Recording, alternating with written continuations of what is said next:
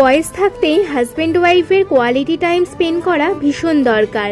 বছরে একবার কোথাও ঘুরতে যাওয়া, মাঝে মধ্যে রেস্টুরেন্টে খেতে যাওয়া অনেক সময় টাকা পয়সার অপচয় মনে হতে পারে।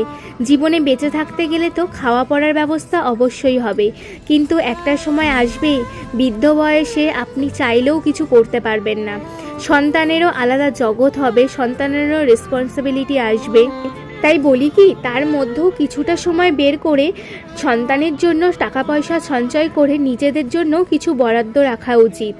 দিন শেষে আপনার সন্তানেরও একটা লাইফ হবে, তখন কিন্তু খারাপ লাগবে আপনার। টেনশন, টাকা পয়সা, মানসিক চিন্তা এগুলো যেন সম্পর্কের উপরে কখনো প্রভাব না ফেলে। তাই বলি কি, বেরিয়ে পড়ুন, নিজেদেরকে একটু সময় দিন। বৃদ্ধ বয়সে আপনার সব থাকবে, কিন্তু আপনি চাইলেও সেগুলো পড়তে পারবেন না, টাইম কাটাতে পারবেন না শরীরের অসুস্থতার জন্য।